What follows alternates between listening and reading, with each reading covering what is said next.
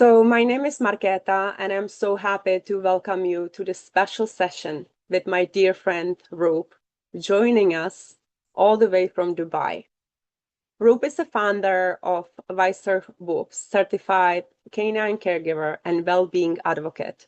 I first met Rup last year through Dr. Loudon's Expert Academy training, and I had no idea at that time how close we would become. But as I always say, everything happens for a reason. At the beginning of this year, my sweet boy Grizzly started facing a number of serious medical issues. And throughout the year, um, I experienced some difficult moments, and Rup was there for me. And she was checking in, emailing, and she was not just checking about Grizzly, but she was asking me how I was doing. That kind of care of that care, I never had anybody to ask me how I'm doing. Everybody was asking how is Grizzly and stuff like that. So it was definitely something different for me. And it changed everything because, oh, sorry, because when you are a caregiver, it's so easy to lose yourself. You focus on every little detail, the right medication, the right treatment, the right therapy, until one day you realize you didn't even take a shower for 2 days. And the more I talk to other pet parents, the more I realize I'm not the only one. Many of us going through this. Many of us feel the same exhaustion, guilt, and love all mixed together. That's why I'm so honored to have Rup here today to share her wisdom, her compassion, and to remind all of us that we are not alone. You deserve to be supported, to be heard, and to take care of yourself too. So please let me welcome Rup to our circle. Thank you so much, Rup, for taking the time and sharing your story with us today. I'm really honored to have you here.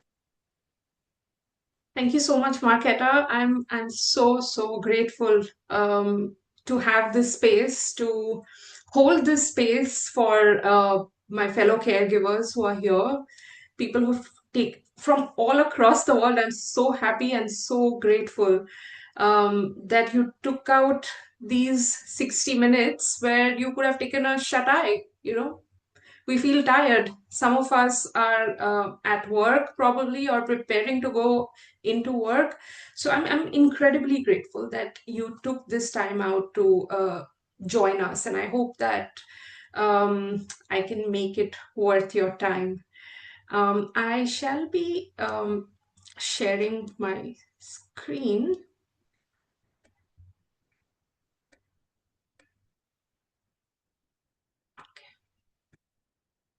Give me a second.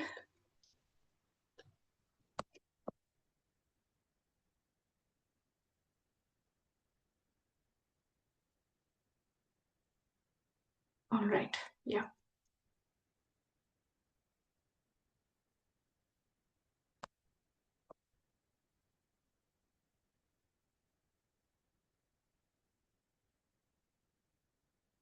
Yeah, once again, a very warm welcome to all my fellow caregivers who joined us today. Um, Something that I quickly wanted to do, I wanted to start with this slide. And a quick show of hands would be really nice. Um, these are some of the emotions that, I straddle between and I go through very regularly. The joy when we get diagnostic results and they come out clean. That's a lot of joy. But then very quickly, when my senior dog is not doing so well or having a difficult day, there's a lot of guilt, and there's this question almost always at the I almost hear myself saying, am I doing good enough? Am I good enough for him? Am I doing enough? Then comes the anger and frustration. That if I am doing enough, then why is my dog going through this? Why am I going through this? And then the eventuality, with every senior dog and caregiver of senior dogs, how long do I have left with my senior dog? So, if this is relatable to us, then I'm pretty certain that we are we are in the company of fellow caregivers who really get it. Very quickly, about my journey and why I set up Wiser Woofs, and that purpose statement that I sort of try to go back to as often as possible. It really started with my senior dog. You see him in this photo. My senior dog's first diagnosis that came some 4 years ago. He got diagnosed with a condition called Lafora. And at that time, there was this running joke in the family that we've hit the jackpot. Our dog is suffering from a disease that sounds exotic. We obviously didn't know at that time how life would change with that diagnosis. Um, so one thing is, this is such a rare condition that we found it difficult for almost a year to actually find the right support system through local veterinarians, particularly a neurologist. And then on top of that, getting support from integrative veterinarians. And what happens in Lafora is the dog suffers from seizures. And when that first, I still remember, my friends, two of my closest friends were over, and we had ordered pizza on a Friday evening. And uh, Popo was lying just near the center table. That's when he had his first seizure. I absolutely blanked out. I didn't know what to do. That was the first time ever that I was seeing my dog or any dog have a seizure right in front of me. And then those seizures increased over time.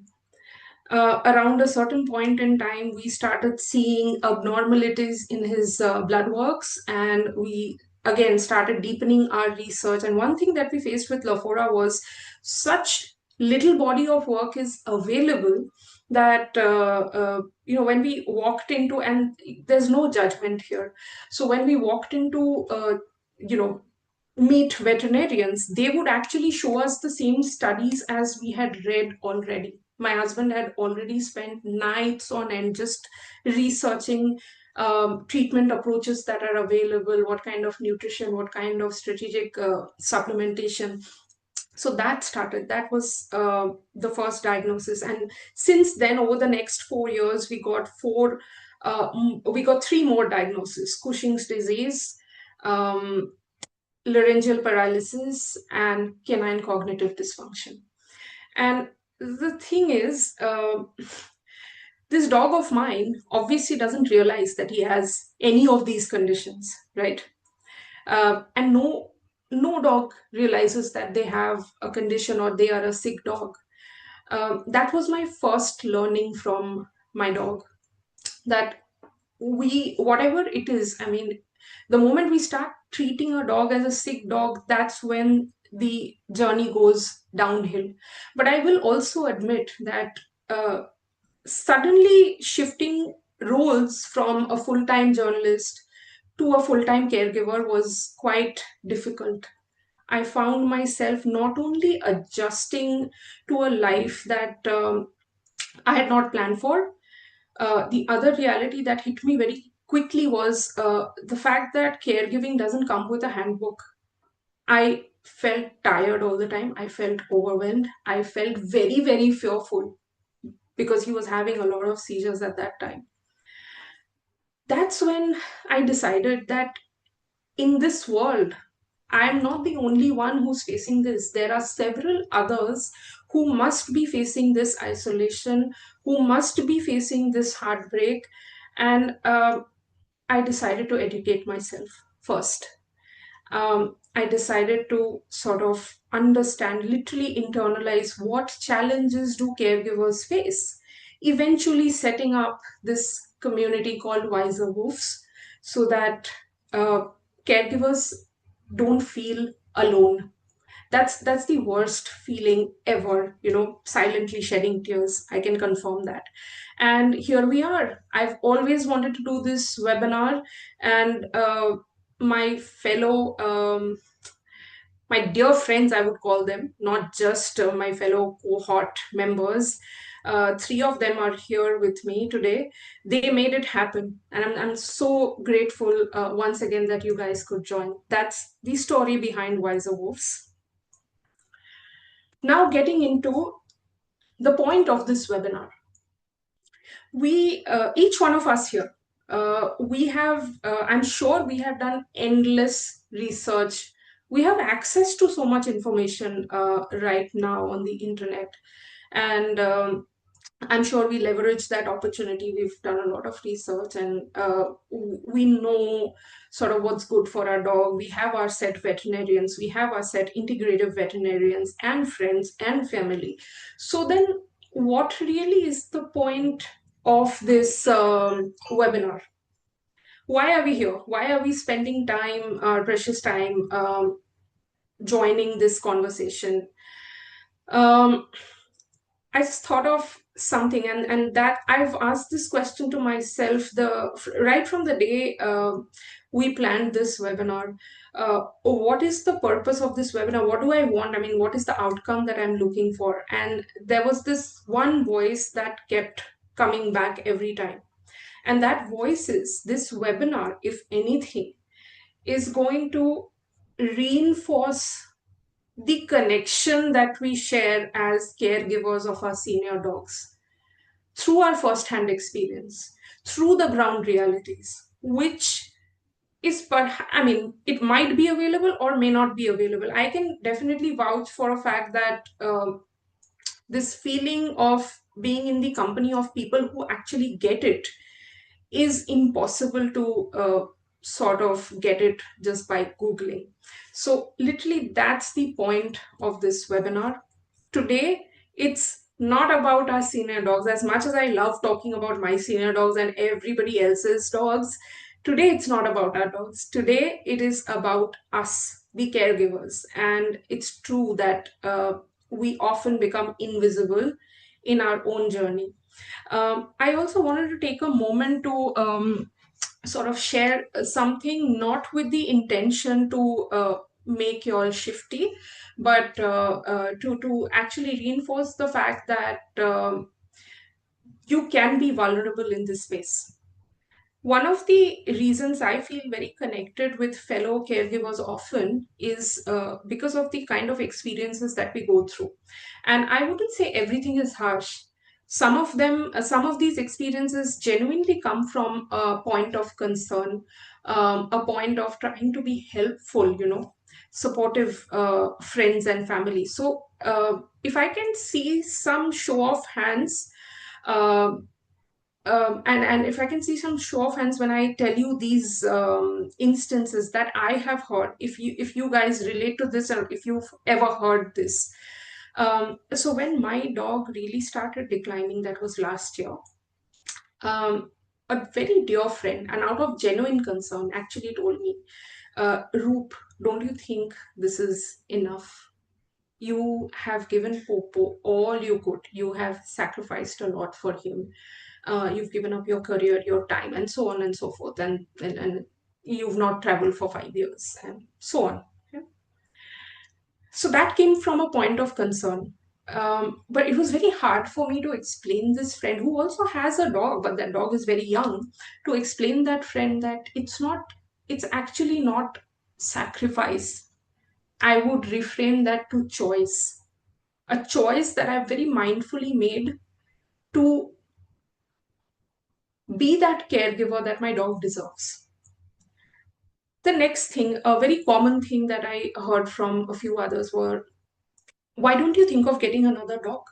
Because your dog is clearly so old now. What are you going to do after him? I don't know. What am I going to do after him? But what I know is another dog is not going to fill the void.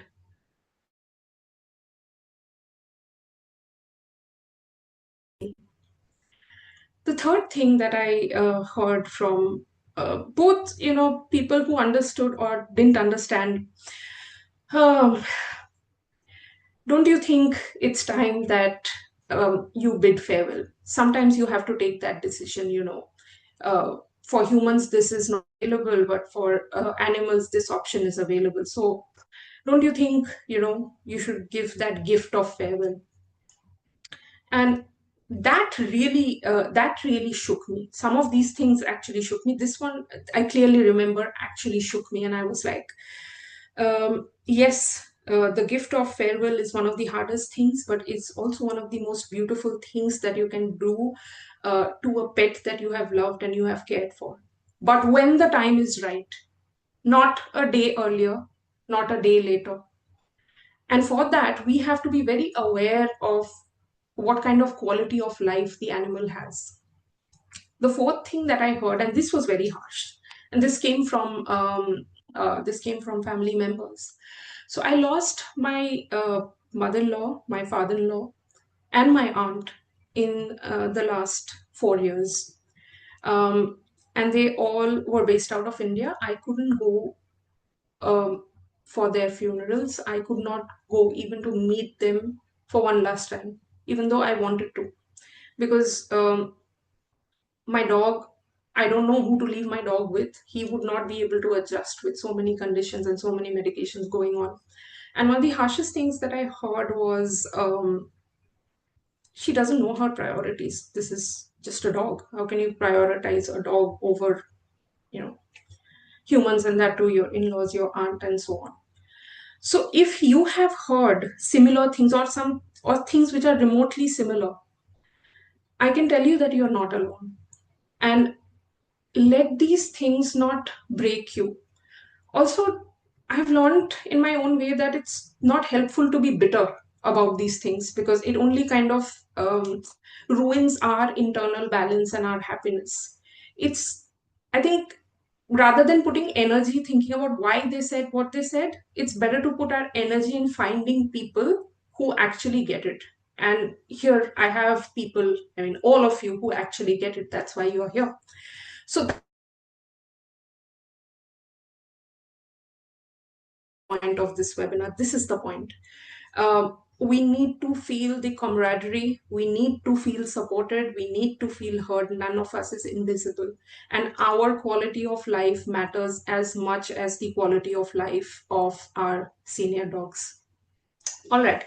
On that note, I would like to get on with our themes for today. But after this 1 minute exercise, grounding exercise that I find quite useful, quite impactful, what I'm going to ask you to do now is think about one moment this week with your senior dog that was absolutely beautiful. It doesn't have to be a bucket list. It doesn't have to be this big moment. It can be an everyday moment. Think about that moment. Try to capture that moment as a beautiful picture in your mind. Go back to, I am actually an elder millennial. I'm 42. So I am part of that generation that kind of waited to develop photographs, and there were only so many photographs that you could take in a reel. We were always very careful of getting that right frame, that right light, and so on. Think about it as that last photograph that you can take. Think about that moment, the beauty of that moment, and how it makes you feel. And once you are done, if you could please describe that feeling in one word, you can put it in the chat box. I'm starting the timer now.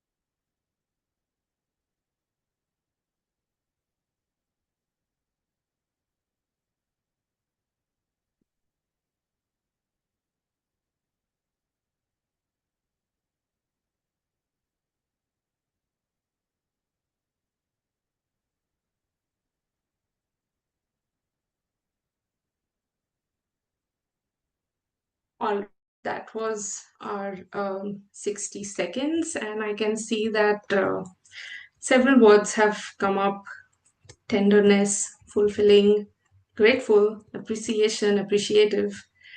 Yeah, yeah. Comfortable, like your favorite pair of jeans. Yes. Grateful. Yes. So this is all so relatable.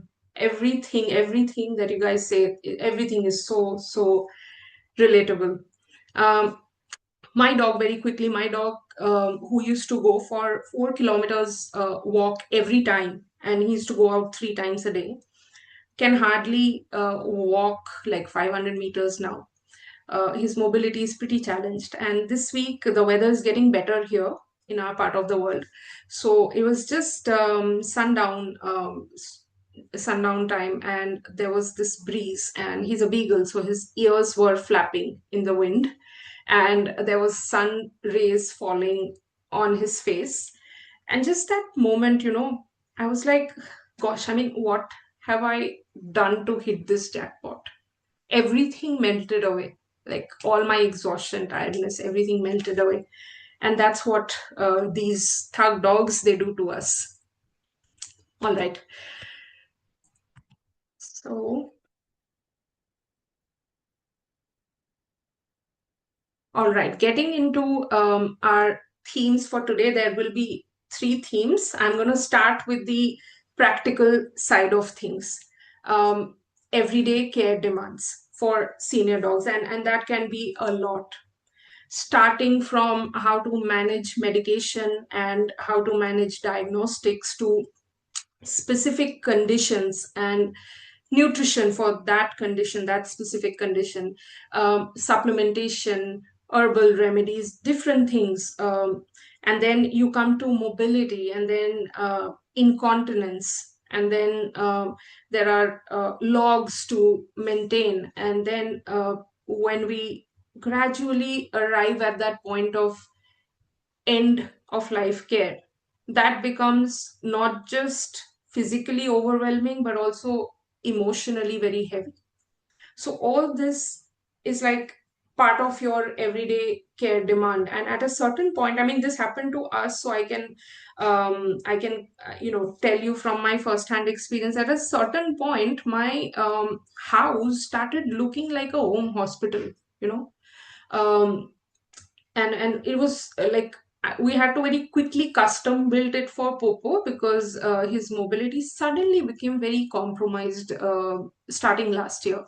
And it was also a very big learning for us at that time. So while sometimes we are, and not just sometimes, we are most often as caregivers stretched thin. But I would say that all these issues that are there, all these issues that are senior dogs face, there are certain practical, and I wouldn't say easy, but easily implementable solutions. So I'm going to start with medication and keeping a log. What has really helped me is setting alarms on my phone, and it was just ringing just as we started. This was one of his medicine time, so this was ringing. This is my first signal that okay, fine, his medication is in 5 minutes from now. Then I have this whiteboard stuck to my refrigerator in the kitchen, where I tick things off, because there are like some 11 odd medicines that he needs to take throughout the day. And then I have a journal where I sort of put in all the details of how the day was, how his demeanor is, how his appetite was, and so on and so forth. So I've realized that putting these details together makes it easily accessible when we are reporting, or when we are sort of sharing updates with our veterinarian. It helps a lot. I also have this Google folder that I maintain, which contains all his blood work starting right from 2019. That was the time when he had his first major surgery, even before all this diagnosis. So that's the point of maintaining trackers and journals and creating folders. Now, if we move into the daily grill of sort of implementing logistical changes, those are actually more time consuming, and also those are sort of more exhausting, if I may. That's my personal feeling, of course. So one of the things that I again have realized is silent pain is a very big issue with senior pets. And some credible research and studies have shown that almost 45% of caregivers often are not aware of this silent pain until symptoms start showing up. And I'll put hand on my heart and say that I am part of that 45%. So it's very important to understand shifts and very clearly look at, carefully look at shifts that our dogs indicate to us through change of behavior. So I have received queries on dental, right? So suddenly if you see that your dog who absolutely loves treats, that dog is refusing treats, that's something that you need to uh, take seriously. And okay, fine, I mean, is his teeth all right? Are his teeth all right? How is he feeling? Then the other thing is, suddenly the same dog who would jump up on the couch and who would not have any problems in getting up or lying down or sitting down, suddenly they are showing signs of stiffness. That's something to be careful of. And then your dog suddenly is refusing food. The food is always kept there in the bowl and they are not even touching. One thing to consider is the bowl too low? They are having to stretch their neck too much to get to the food. That's why they are not eating. One thing that I have seen personally with my dog Popo is that the floor, anything that is uncovered, seems like a skating rink for him. His hind leg weakness has impact his hind legs weakness has increased so much that now any uncovered surface, even if it's a little uncovered surface, it kind of leads him to literally like somersault. So among logistical changes, some of the very doable changes are having putting yoga mats around, or carpets that are easily that you can clean easily, because incontinence is also another problem that many senior dogs face. My dog does. So is something that's washable and easily that can be easily cleaned. Then ramps, use of ramps is quite important for dogs. I mean, ones who are bigger in size, I am able to lift my dog up into the car and put him down and lift him up when I'm navigating staircase. It may not be possible for everyone. Think of a bigger breed, and you will obviously not be able to pull them up, right? Or carry them. So things like harnesses that are they are very supportive around the hind areas. They are actually very good. These are part of logistical changes that you can make. The other aspect, and a very big aspect, is actually nutrition. I'm very happy that we have a lot of canine nutritionists amidst us today, and I'm pretty sure that they will put their hand up and agree on the role of food and the incredibly important role of food in keeping our senior dogs healthy for a longer period of time. Something that I kind of ran late to do, and this was like a myth that literally got busted on my face. So when my dog was 11, he's 13 now, so 2 years ago, like imagine, just 2 years ago I started feeding him fresh food. Before that he used to have raw, but commercial raw. And just 2 years ago, I started feeding him things like meal toppers, bone broth, fruits, vegetables, and rotating these things seasonally. And I can't tell you the kind of difference it has made. This dog, who was a very finicky eater, turned into a foodie. And right now, he doesn't leave the kitchen. He lives in the kitchen. He has stopped like moving around in the house. That's his place of comfort. So uh, don't ignore food. I've heard many caregivers say that, oh, the dog is too old, is used to a certain kind of food. It may not be good if we upset this pattern. But that's one of the myths, according to me. If you are feeding them right food, then they will only benefit from that, obviously based on whatever conditions they are suffering from. The two last things that I would like to say are, when you have a senior dog who's suffering from chronic conditions, it's sometimes very important to do proactive vet visits and not be reactive in your approach. So don't wait for things to sort of get to a point where uh, it's like I have to rush my dog to the ER. It's very stressful for you and your dog. So schedule those appointments with your vet ahead of time. Have whatever time. I mean, there's no strict timeline. We take our dog to the vet every 2 3 months. That could be 6 months for you, 4 months for some. But a proactive approach always helps. And the last thing is to have a very trustworthy and transparent relationship with your veterinarian who would be willing to work with you. Because the truth is, we end up going to veterinarians, at least in our part of the world, we end up going to veterinarians who are very Western medicine centric. And that's okay, because I can, from our experience, I can vouch for the importance of Western medicine. But your vet also has to be sort of open to hearing your side on holistic modalities. So if you can set up that relationship with your vet, just the journey becomes slightly easier.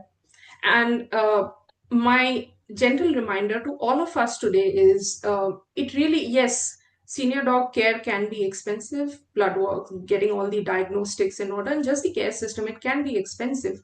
But we don't exactly need the most expensive gadgets and solutions. Uh, what we really need is a lot of patience, a lot of resilience. And resilience doesn't mean that we are not going to break. Resilience means even when we break, we are able to pull ourselves up quickly. A consistent routine is something that senior dogs thrive in, and I cannot emphasize on the importance of a strong care structure. That's very important. Have your inner circle who will be able to step in. That's our first theme. Now I'm moving into my favorite theme, I guess, one of my favorite themes for this session: emotional upheavals and anticipatory grief. Again, I'm going to ask you all to just show hands. How many of you have actually sat down and shed tears in the past couple of months, just thinking that my dog is senior, heading into the senior years, or already a senior, and he or she is not going to be with me forever. And what's going to happen? Am I going to like get stripped of my identity? Because right now my identity is caregiver of my dog. So will I be stripped off of that identity? How many of you have felt like that? Mhm. Okay. Yeah. I have felt it so many times that it's something that and I felt it so frequently that I sort of had to, at a certain point, really take a step back and understand what is happening to me. What is this feeling? Suddenly everything is going okay. It's Christmas, and we've set up the tree and everything, and got the cap on. Suddenly I'm crying. Why? What is happening? I mean, something is weighing me down so bad that I'm kind of feeling as if there's this huge stone which has been kept on my chest. My dog is lying there. He's fine. He's snoring, but I'm feeling this. And that's anticipatory grief. It happens to almost every caregiver, almost each one of us. But it's very important to sort of identify what really is anticipatory grief, so that we don't get caught up in that loop of dismay and sadness. And some of the things that define anticipatory grief is this odd feeling of grieving the loss of a person or an animal, a loved one, basically, while they are still there with us, grieving as if they are gone, but they're still there with us. That's anticipatory grief. And some of the symptoms of anticipatory grief include becoming absolutely obsessive when tracking symptoms of anything, of mostly health and cognitive symptoms, what's going on, and always sort of being in that state of nervousness and anxiousness. Oh, I can see this. Oh, there's this lump which has come up. This must be something. Becoming obsessive with that. Then there's almost that denial. We deny ourselves that joy of having a good time. You know, it almost feels as if, like, I there were points when I felt guilty about having fun. I was like, my God, my senior dog is having so many seizures. How can I have fun? So denying that right of having good time. And then another symptom could also be being in that state, emotional state of being torn between um, sort of what's the reality today and what's the future going to look like, being always straddling in that situation and not being able to balance our thought process. I'm going to share a personal experience here. So, as I briefly mentioned, last year was very difficult for us. Our dog was having one seizure after the other. There came a point where he was almost having one seizure a week. And I remember this was July or August last year. I spent a good month, um, and this was every night before going to bed. I used to sit beside him, and I would just run my hand on him, and I would tell him that, you know what, if you are in pain, then you can go, and we will we will adjust. We will learn to live without you. And this went on for uh, a good month. And I would also tell him that I just have one ask: don't put me in that position where I have to take a decision to let you go. Go in your sleep. That's my only ask. But then he was, so this dog of mine, he was eating, but he was not excited around meal times. He was, he absolutely lost the interest to go out. And this dog was never a beagle. Imagine a beagle. He was never food motivated. He was always walk motivated. All he wanted to do was walk. He stopped going on walks. We literally had to force him to, go relieve himself. And around this time, I had a chat with one of my cousins who has gone through this heartbreak multiple times, losing beloved 네, 우리 pets. 또기 준비했어. Um, um, can we ask all of you to mute yourselves? We'll of course have the Q&A session. So anyway, I had a chat with him, and I explained my situation, and he was like, you know what? The gift of life is as beautiful as the gift of send off, but you'll instinctively know when the time is right. Just don't give up before that time.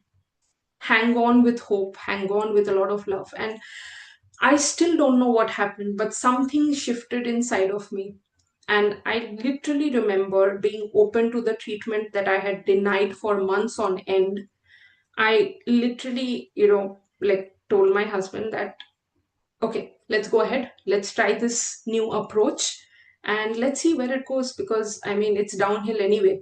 How bad can it get? How bad? I mean, this situation is already very bad. And trust me, after we started that treatment approach, his seizures went down, and my boy has been seizure free for 365 plus days now. This was a huge learning for me. And yes, I mean, besides going to the neurologist, I also contacted an animal, somebody who specializes in animal communication. And there was one thing that I told this lady. I was like, I get a feeling that my dog is not living, he's existing. But I also, on the other hand, get a feeling as if he's not ready to go. Am I right? I just need to know this. And I was shocked. This conversation we can part for another day, but I was shocked by the stuff that came out. And in a nutshell, what she told me was, he's not ready to go yet. His purpose is not done yet. He needs to fulfill that purpose, and only then he'll go. You'll see that things will start looking up. And sure enough, it did.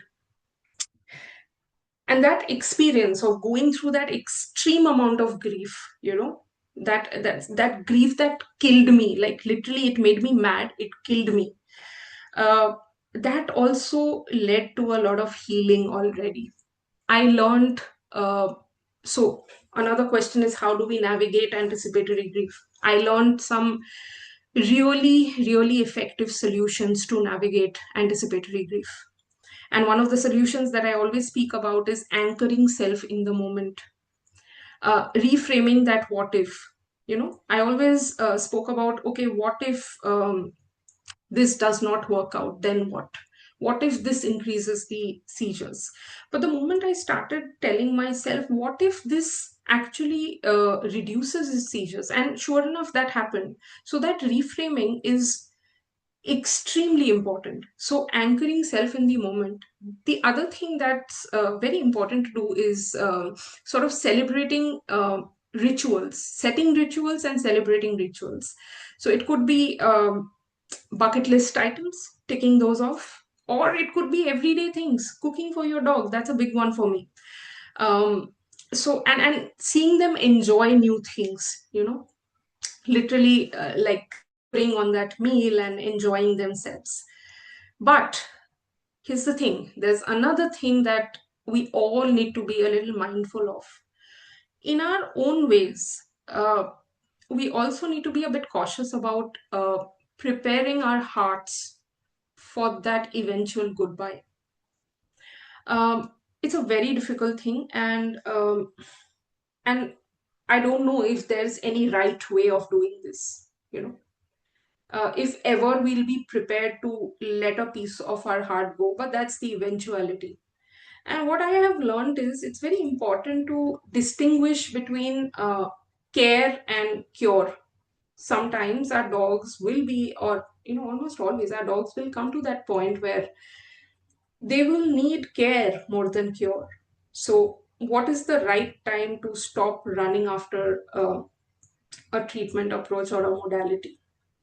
But at the same time, we'll also have to be very mindful about exhausting all the modalities that are available to us so that when that eventuality comes, we are able to peacefully say that, yes, we have tried everything. I'm not talking about kitchen sinking. I'm saying mindfully trying what works for our individual dogs. We have tried everything, and this is the time that he or she can go. We are peaceful with it, and we just want uh, this beautiful dog of ours to go peacefully. That's also something that's very important. And the last thing, and very important again, is measuring their quality of life. It's not the number of days that are left, it's not the number of months, but measuring that quality of life. And I'll share another experience very quickly and move on to the next theme. It's just yesterday when so people have got children. We have, my husband and I have got dogs, and one of them just got diagnosed with cancer, and it obviously hit us really bad. He's actually among the pack of three. He's actually the youngest. Fine breed, but he's the youngest, and But then the beautiful thing is this dog has such an immensely fulfilling and positive quality of life that it's very difficult for me to even console these friends and his caregivers that okay fine, I mean they are obviously they've been hit with this thing diagnosis and they've been told that it could be 1 week, it could be 2 months, it all depends, you'll have to check out the modalities. But in my mind, this dog has a beautiful quality of life, and that's the barometer of uh, that should be the barometer to judge how he's going to live versus how long he's going to live. So we'll have to be a little bit mindful about those things as well. And a gentle reminder would be let us not let grief take away the beautiful moments that we still have with our dogs. All right, here is the final theme for today's session, and it's caregiver well-being. Something that I have, and I can share it because we are among friends here. I have had a lot of difficulty, and I still have a lot of difficulty prioritizing my own um, sort of quality of life. And I know that most of us might be in the same shoes as I am. So we love our dogs, that goes without saying. But I'm sure most of us have also felt that extreme exhaustion, I'm not sure how many dogs here they suffer from dementia. My dog does. And I've forgotten the last time I slept straight for 6 hours. And it's been a year like that. So that's why, I mean, these all these pieces of experiences have actually led me to think of strategies and ways in which we can sort of enhance our quality of life. Because uh, trust me, when we are not in a good space, our dogs will pick up on that energy. And I had a very interesting question. One of you signed up for the webinar and asked, how can I hide anticipatory grief? The answer is you can't hide anticipatory grief from your animals. They are smarter than we are. So our animals, they thrive on the energy that we give them, on the care that we give them. If we are exhausted, then obviously we will not be able to do a good enough job. And it's all, we are only humans, so obviously exhaustion will hit us at a certain point. So there are strategies, there are ways, and none of us would benefit from the same set of strategies. It's not a one size fits all sort of an approach, right? But a few things help, and foremost is to be able to ask for help. It's very important to be able to ask for help. And we almost, like as caregivers, we almost, and more so as women, we almost feel guilty about asking for help. That's, I've realized that that's not the right approach, because we are not invincible. We will need somebody to support us at some point. And it might be good for our dog also to get used to a certain infrastructure and a certain group of people who they can lean on without feeling anxious. That's one. The second thing is, it's very important to take micro breaks, and this I have learned from my own experience of the past 1 year. I don't sleep through the night, right? So my dog wakes up around 2, and then he eats, and then every 30-40 minutes he wakes up, and that continues till about 5:36. So if that's the case, it took me like a few months to sort of realize that I'm going to and I used to hit the gym just after. The gym used to open at 6 a.m. and I used to be the first one. They used to open and I used to hit the gym. Then eventually I realized that this is not working out. I'm like so exhausted that I'm on the brink of like having a complete burnout. So right now, what I do is I try to get that window of 2-3 hours of sleep after 6 o'clock. So from 6 to 9. So taking micro breaks, be it working out, be it sleeping, be it sort of going for a walk, whatever helps you. The next thing is do give yourself the grace of me time. Do consider going out with friends, or simply watch something without multitasking, without thinking at the back of your mind that, oh, food time, oh, meal time. My dog is not going to be able to live without me. We are feeding the dog that, and I am like, okay, I mean, I should not be preaching, because this is something that I really must work on. Then engaging in something, a hobby or something that truly brings you joy. It could be different, it is actually different things for different people. And finally, I have also seen, uh, weirdly, journaling has not helped me that much. And I'm not talking about journaling about my dog's health, journaling about my thoughts. I'm very shifty when I journal about my thoughts. So something else works for me, and weirdly, cooking works for me.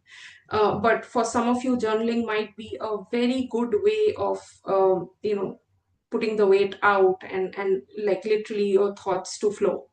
So, whatever works, just let's try to remember one thing, that the great job that we are doing while caring for our dogs, we could do a part of that to care for ourselves. Because if uh, we don't feel well, eventually our dogs will not feel well. And those were my three themes for today. Now, going again, pausing on my journey, caregiving journey, as I mentioned several times now during this session, it's very isolating, and it gets quite lonely. And sometimes we feel as if people don't get it, even people, and mind you, even people with dogs may not actually get it. So I decided to launch the Canine Caregivers Circle, because I don't want any of you to feel that loneliness, to feel, that fear all by yourselves. And hence, for every one of you, each one of you who've joined today, here's something that I'm offering, um, a one on one opportunity for one on one consultation. And once you do that, you get free access to the WhatsApp support group, where you can, pour your heart out. You can share your experiences, challenges, and wins. And I've also noted down the investment structure here and how to sign up. So you can either send a direct message to me on Instagram at Wiser Woofs, or you can email at wiserwoofs@gmail.com. Okay, now that this is out of the way, question and answers. This is also something, this is a segment that I eagerly waited to have with you all. And I'm now throwing the room open for you all to ask your questions, share your thoughts. I have 10 odd questions here, which I know that we're running out of time. So for those who can stick on, I can run through those answers for you. If we don't have the time, I'm more than happy to jump on calls with each one of you and answer your questions.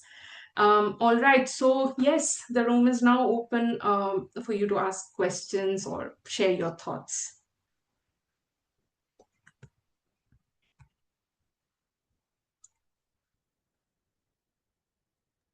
Okay, I'm looking through the chats now.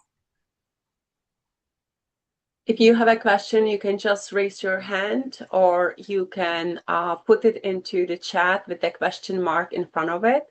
There was one question, Rup, if you would like to answer, coming from Vera. How do you balance proactive visits to the vet with wanting to avoid additional stress situation for the dog? Okay, yeah. Hi, Vera. I don't see you, but I know that you're here. So, this is something that we have faced so many times with our dog Popo. He usually gets very stressed going into the vets, and his conditions merit checking blood pressure, which is almost impossible because he's so stressed just at the sight of getting into the vets, that it becomes impossible to check his blood pressure at that time, because it will almost always be very, very high. So a few of the things that we have sort of opted for are, wherever possible, home visits help if you really have to get some blood works done, or if you really have to see a vet. Now, proactive vet visits, it's a very tricky question in the sense that some dogs will always feel agitated while going into the vets, and some dogs will be okay. So one approach that works with us is we try to arrive a little ahead of time, and we go around the block, and we take a walk around the block when the weather is good, and it kind of settles him down. So that's one thing. And a very, very, very big part of proactive care generally is to understand what holistic modalities work for your dog, what nutrition works for your dog, so that, when we, at least when I think of proactive care, food is something that tops my list. When you get that right, when you get the nutrition right, almost everything else sort of falls in order. Of course, there are chronic health conditions that some dogs suffer from, and you cannot really help in those situations. But again, having a very good and transparent relationship with the vet sometimes helps. We are very fortunate to have built that around the vet that we see here, wherein there's one person who is always drawing blood, and there's one person who's sort of helping around. So the setup is familiar. Even if it's stressful, the setup is familiar, and the vet is also very open to giving us the time that's required. So it's not like pulling the dog in and shoving the dog for the tests. This vet of ours, she's very understanding that way, and she does spend a lot of time. Did I answer your question? If not, I'm happy to again jump on a call and discuss more. Okay, she sent you a heart, so I believe that was a yes. Another question from Lavanya. How do you forgive yourself when you feel like you have made a mistake, maybe missed a symptom or snap in frustration? Okay. Um, hmm. It happened to me. So the second time my dog had a seizure was because I forgot one dosage.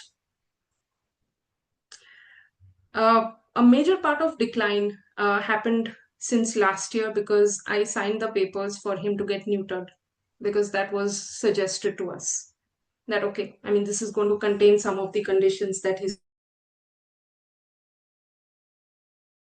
going to have seizures. I literally battled, and my friends here, Lori, Natalie, Marketa, all of them can, vouch for this. How many times I have brought this up to Dr. Loudon as well. That I feel extremely guilty about putting my dog through this, and it was a clearly wrong decision.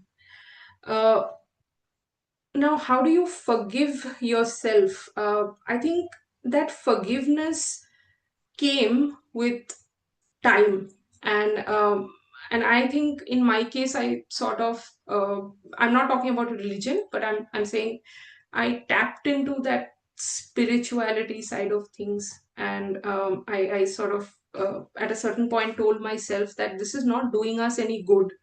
Constantly sort of going back to the same point and saying that, oh my God, I took the wrong decision. Now that decision is done. That decision was done based on what I thought was expert opinion, sage advice. Once this is done and this is out of my control, now what I can do is I can look at modalities that will help support his well-being now. So that's what I'm doing. On certain days I still feel bad, and on certain days it manifests in different ways. Sometimes I finish off a tub of ice cream. It's like that thought killing me, that oh my God, I put my dog through this, and this is what happened. My dog, who could walk, get up on the couch, today can't get up on our bed, and we have shifted. We don't even have a bed. Like, we've shifted to a floor setting. Even he can't get on top of that floor, like the bed which is on the floor. He can't get into most of his beds, and I hold myself accountable. But one thing I can tell you is we all react differently, and we all heal differently also. Or one thing I can tell you is it helps to, while it puts a lot of responsibility on us, as it should, uh, we need to forgive ourselves as our dogs would, and just take heart from the fact that you knowingly did not do this, cause a harm that was not done intentionally. You at that point didn't know better. Now you know better, and you will do what's best for your dog. At least that helped me. Thank you so much. I hope that helped. It's great. Rena, I see your lovely face on. Do you have a question? No? Perfect. It's nice to see actually faces. That's great. There's another question from Omna. How do you manage seizures? I have tried always from CBD oil to creating a safe environment to avoid triggers. I have an 8 years old Labrador. Vets really um, don't give a satisfactory response. Also, he seeks for my presence when he is about to have them. I'm not there always, and my family helps but does not understand the gravity of the situation. I feel helpless sometimes. Yeah, it's I hear you, Omna, because it's not easy to see our dogs go through seizures. And there are different modalities that help. If I can put some of my friends in the spot, people who are nutritionists here, and request one of you to step up and talk about nutritive guidelines that have helped, it would be really nice, because I have had my own personal experience, and nutrition has really helped a lot. Of course, my dog is on layered medication right now. He's on two different kinds of anti-seizure medication. We couldn't just rely on holistic modalities, but I've seen that nutrition and strategic supplementation and herbal remedies have worked wonders. So, if I can request nutritionists from this circle to, if you're comfortable, stepping up and sharing a few tips, that would be helpful for Omna. Hi, Ruth. Hi, Marquetta. So I also have a seizure dog, and I'm a nutritionist. And a keto diet or keto type diet is usually best for seizure animals. And that just means no grains and higher in fats. MCT oil, especially a good quality MCT oil, is really good as well. That helps a lot with the brains. Omega 3s. So whether it's using fish oil or algae oil, any type of omega 3s, you want to raise that to what they consider a therapeutic level. So that's more than the normal dosage. It's usually can be up to like 2 times what the standard dosage for your dog is. And then there's, some herbs and things like that. It also depends on, if they're on medication. So that would be a more one-on-one type of question to answer, at least for me. But I definitely would recommend trying to give them a little bit more fats and taking away the grains if possible. Thank you so much. This is really, really very good advice, and Yes, I Natalie, go think, slow with upping the fats. So a little bit at a time. yeah. Yeah, especially, yes, dog with history of pancreatitis. Absolutely, absolutely. This one more thing that has helped. I mean, I feel has helped Popo is adding medicinal mushrooms, lion's mane mushroom particularly. I was also going to recommend feeding. Typically for a dog that has seizures, there's heat in the brain. So if you can work on feeding cooling foods, um, obviously you'll have to work through the sensitivities, but if you can work on feeding those cooling foods to help bring the heat out, that can usually help reduce that within the body. If we can help Thank you you so in much, Natalie. If we can help you in other further assistance with seizures, we have Tanya in our group, and she specializes especially in seizures. So feel more than free to contact me via email, and we can set you up. And she's really wonderful. Marketa, can you leave your email in the Yeah, chat box should anybody want to get in touch? definitely. Also, we have And another. I Yeah. just have one request. If Laurie and Natalie, I'm not sure who else is a nutritionist here in this group, but if both of you don't mind sharing your emails, at least people can reach out to you all.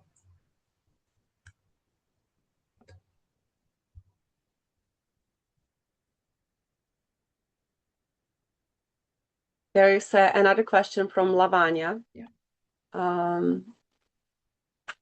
I just missed it. Do you ever feel torn between wanting to do everything for your dog and needing to live your own life? I tend to feel guilty if I prioritize myself.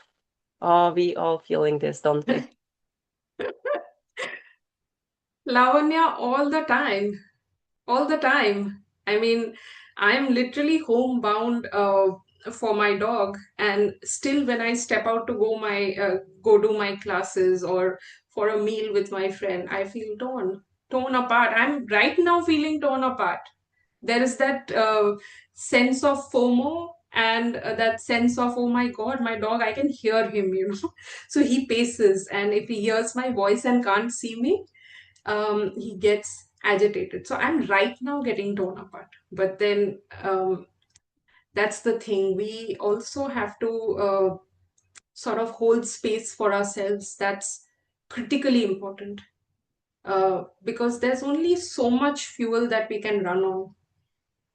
And we need to give grace to ourselves.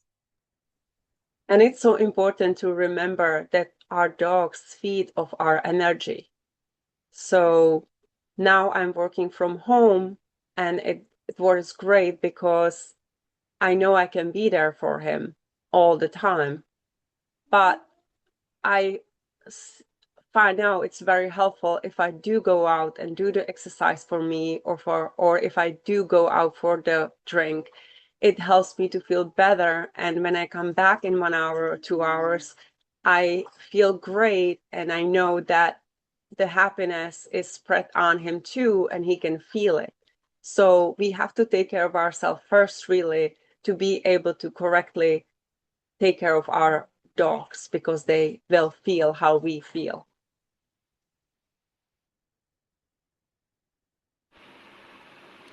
Absolutely. And they are Thank you. masters at picking up on our energy. Right. Just that whenever I step out, and when I get back, and I think this is like a recent work. Like she was not this way before, but I think off late, maybe 2 months or so. Every time I step out, even if it's for like an hour, when I come back, she starts to whine, looking at me, and then she just keeps whining a lot. And once I give her some bit of attention and treats, and I spend enough time, and I let her know that I'm not going anywhere, then she calms down. And sometimes it's really hard, but then I have to ignore her as well because she keeps whining until I give in, and I give in, and she keeps whining more and more. So yeah, it's been a bit hard for me to just not give in to her asks. And it's fairly recent. She's never been this way, so it makes me more anxious and overwhelmed to step out, and then it makes me anxious to step back in. Yeah, yeah. What you and Lavanya, can you remind me what her age is? She's 12. Okay, okay. So it's not entirely right to make assumptions, but this could also sort of this kind of change in behavior could also indicate sundowners, could indicate early onset or onset of dementia. I wouldn't call it early. And different dogs react in different ways. Some dogs become extremely clingy, and then you see signs of separation anxiety. on the other hand, there are dogs that become very aloof and they absolutely don't want to interact with you, you know. And then there are different things like I enjoy the dog that I have right now, but I don't recognize my previous dog. And that's the reality. I mean, I've lost the previous dog that I had. So uh, it's it's hard. What can I say? It's really hard, and um, it's a very like a difficult balance to sort of say that I'm going to be with my dog all the time, or I'm going to make some arrangements. I'm going to reach out to my closest circle, trustworthy circle, and get help from them, as opposed to leaving my dog alone. Because if anything that I can tell you from my own experience, Lavanya, it's that alone, it's very difficult to manage. It's really very difficult to manage, and I've seen that. Even after completely cutting back on work, even after not traveling, it's still very difficult because doing this 365 days constantly is very exhausting. So my earnest suggestion to you would be, think of a workable solution, something that doesn't stress your dog out a lot, and also doesn't make you feel guilty. Try stepping out for shorter periods of time if you're feeling very guilty about it, so that your dog also gets used to it, and eventually they will. Sure. Thank you so much. No worries at all. My God, I mean, we I'm just reading Kim's message, and yeah, it's just, yeah. Thank you for trusting this space. That's all I can say. And I know that we have already, it's 15 minutes over time, but you have my email. I will send a post webinar email to all of you. At any point, if you feel like talking, at any point, if you feel like, reaching out, discussing anything, please feel free to do that.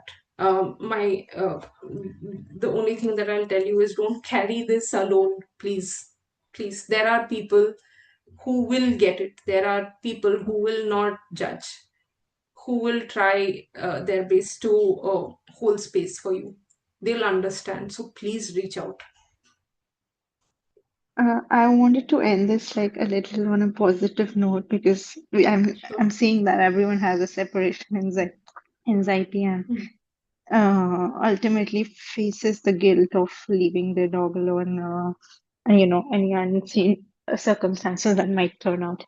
So my dog was 100% dependent on me, like from eating to taking baths to treating seizure episodes, everything. And I was supposed to go France for 10 months. And he was my only reason that I wasn't sure of. But then I just took some courage, like anyhow, to, just give all the timings to my family, to give medication at this time, take walks at this time, don't give this, these are the triggers, etc. And I didn't know how they would take this up because they've always taken it lightly, like, okay, it will happen, we will see when it comes, etc. And touch wood, like since 10 months, that has never happened. He did not have a single seizure. And I come back and I see him all healthy, happy. Of course, not that he was sad all the time. So it was like the soul came out, but the body was functioning. And he was, it was just very surprising for me to see that someone who's been dependent on me was functioning really well without me. And even though he did not develop that kind of bond he had with me, with everyone else, but he got more, he started to, how would I explain, he was more in his routine than he was before. So he knew that, okay, like Omna used to, force me to get up, come on, okay, with all that energy. He knew that the parents won't do that. So the parents were like, get up, Echo. And he used to get up. So he knew the effort was not going to come up. And he tried on his own to, okay, that these people will not make efforts and I will do it on myself. So my parents were like, in one go, he gets up. We tell him to eat, he eats, not like you. So I feel like, that they can.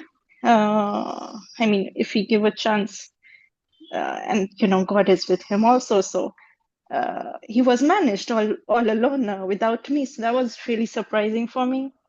And it kind of built some power in me that, okay, this can happen. This also can happen without my presence. And since I'm back, he had I don't know, 2 episodes of seizures, and I'm like, oh, it's better if I went. So like these things happen, but again, it's just have to believe, like it was magic for me. Yeah, absolutely. I couldn't agree more. They are more resilient than we give them credit for.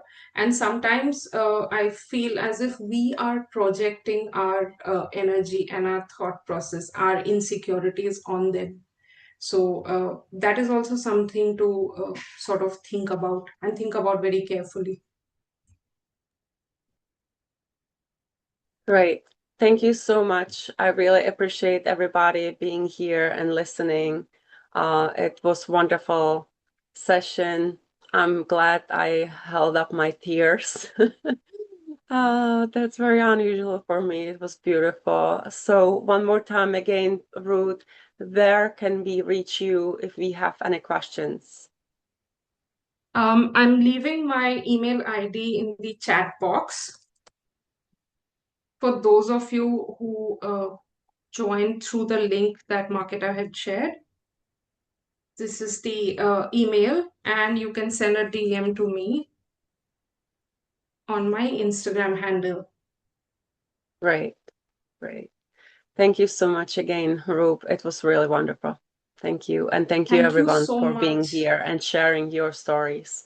It's really good to know that we are not alone in this. Yeah, absolutely. I'm beyond grateful that all of you not just came, but you all stuck around. Different parts of the world, different timings, and I'm just genuinely so grateful. Thank you so much. And please keep in touch.